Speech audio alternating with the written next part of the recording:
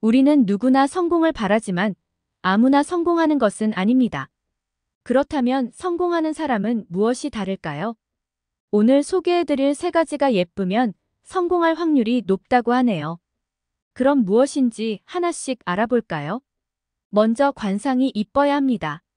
관상이란 겉으로 드러난 얼굴 생김새를 말합니다.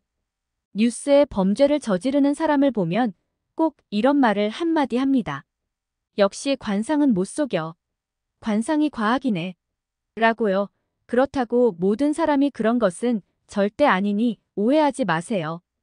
관상이란 게 지금껏 살아온 환경에 큰 영향을 받아온 것 아닐까요? 어떤 생각을 하고 어떤 음식을 먹고 누구와 생활하고 어떤 환경에서 자랐는지에 영향을 받지 않을까요? 이 말은 곧 내가 앞으로 어떻게 살아가는지에 따라 10년, 20년 뒤에 나의 관상이 바뀔 수 있다는 말이지요. 매일매일 부정적인 생각과 남의 험담, 사소한 일에도 짜증을 내거나 화내는 사람의 관상과 하루하루 긍정적인 생각과 남의 잘못에 관대하고 많이 웃는 사람의 관상이 차이가 나는 것은 어찌 보면 당연한 것 아닐까요? 성향과 성격은 얼굴에서 어느 정도 드러나기 마련이지만 그렇다고 100% 얼굴 생김만 따져 사람을 판단할 수는 없습니다. 의외로 관상은 좋지 않지만 어느 정도 겪어보니 정말 좋은 사람도 많이 있습니다. 긍정적이고 사랑을 많이 받은 사람은 얼굴에 빛이 나고 얼굴에 윤기가 흐르며 다른 사람의 시선을 사로잡는 사랑스러움이 있습니다. 만약 사랑받지 못했다면 본인 스스로가 자신에 대해 긍정적으로 생각하고 내면에 결핍과 욕심이 없이 남을 위해 봉사하고 희생한다는 생각을 살아가다 보면 관상이 호감형으로 바뀔 확률이 높아지겠죠. 그렇다면 관상을 예쁘게 하는 방법은 없을까요? 관상이 예뻐지는 방법으로는 여러 가지가 있겠지만 먼저 웃는 표정을 연습하고 또 실제로도 많이 웃고 필요하다면 간단한 반영구 화장으로 눈썹이나 피부 시술을 받아보는 것도 방법입니다. 다음으로는 착한 마음 가지기입니다. 부정적인 면보다 긍정적인 모습으로 바라보는 것도 중요합니다. 아마 제일 중요한 게 착한 마음 가지기 아닐까요? 여러분이 원하는 재물운도 항상 긍정적인 마음, 감사하는 자세, 베풀며 생활하다 보면 복이 돌고 돌아 되돌아오는 경험을 할 수 있을 것입니다.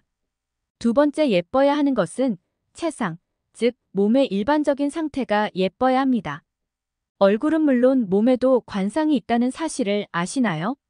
사실 관상은 전체를 다 봐야 알 수 있다고 합니다.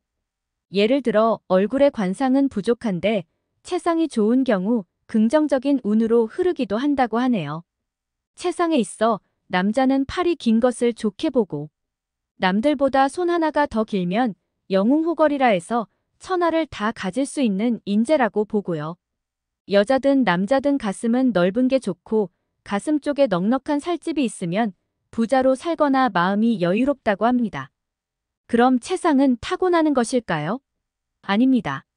어느 정도 노력만 해도 바뀔 수 있는 것이 체상입니다.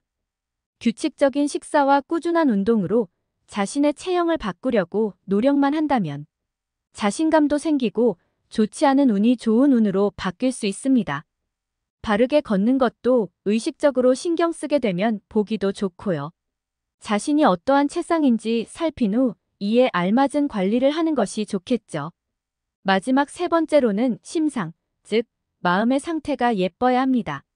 심상이란 상상력에 의하여 마음에 떠오르는 영상이나 정경, 어느 것들에 대해 품는 전반적인 느낌 또는 마음속에 그리는 것을 말하는데요. 심상이 골상을 바꾼다라는 말이 있습니다. 마음이 예뻐지면 얼굴도 예뻐지고 마음이 흉폭해지면 얼굴도 그렇게 변한다는 것인데요. 실제로 마음의 변화는 얼굴로 드러나는 경우가 많습니다. 심성이 타고날까요? 글쎄요.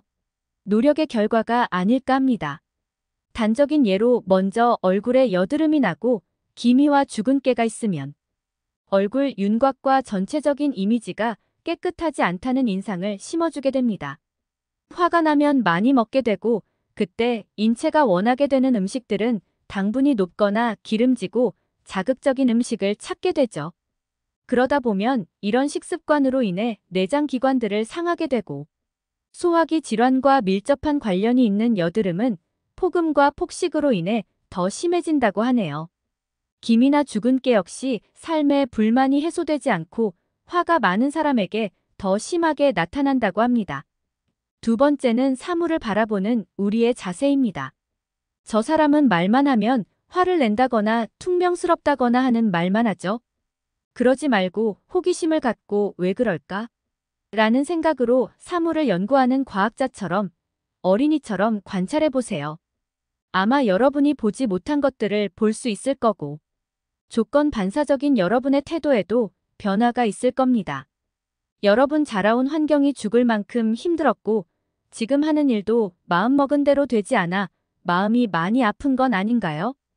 자녀가 사춘기라 부모 입장에서 너무 힘들고 직장에서는 승급도 잘 되지 않아 힘들지는 않나요? 투자한 부동산이나 주식이 폭락해서 힘이 들고 문제 하나 해결하고 나면 또 다른 문제들이 여기저기에서 터지고요. 이런저런 일들 때문에 인생에 너무 많은 고민으로 여유조차 없나요? 우선 심상을 좋게 하기 위해서는 일단 시간의 지평을 길게 보세요. 사춘기 자녀에게 스트레스를 받는다면 길어야 1, 2년의 사춘기를 겪고 어른이 되어가는 과정이라고 생각해보는 것은 어떨까요? 우리 또한 그렇게 자라왔고 여기까지 문제없이 잘 오지 않았나요? 아이들도 그런 거라 생각하면 여러분도 사춘기 아이들도 스트레스를 덜 받고 건강한 하루하루가 되지 않을까 생각합니다. 투자한 자산이 폭락하는 것의 대처 방법으로 어쩌면 기회를 한 번 더 주는 계기가 될 수 있다고 생각하는 겁니다. 그래도 힘이 들면 자신이 선택한 자산에 대해 더 깊이 공부해보고 혹시나 잘못된 것이 없네 공부해보세요. 여러분 지금 당장 힘들게 하는 건 여러분이 그 일에 대해 진심을 다하고 있기 때문일 겁니다. 자녀와의 관계와 인간관계, 직장 생활에서나 투자하는 모든 면에서요. 너무도 힘들면 자신의 모습을 제3자가 바라보는 것처럼 생각해보세요. 잘하고 있다는 생각과 고쳐야 할 부분이 보이는 등 여러분의 행동에도 변화가 있지 않을까 합니다. 시간을 길게 보고 좋아하는 음악을 듣거나 잠시 산책하거나 명상해보세요. 해당 문제와 잠시 떨어져 있다 보면 지금보다 훨씬 여유가 생길 겁니다.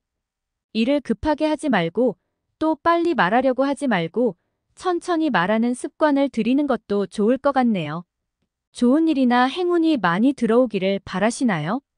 모든 것은 생각하기에 따라 마음먹기에 따라 한순간에 바뀔 수 있습니다. 부정적인 생각보다는 긍정적인 생각으로 관상, 채상, 심상을 예쁘게 해보세요. 여러분의 하루하루가 즐겁고 행복할 겁니다. 긴 영상 시청해주셔서 감사합니다.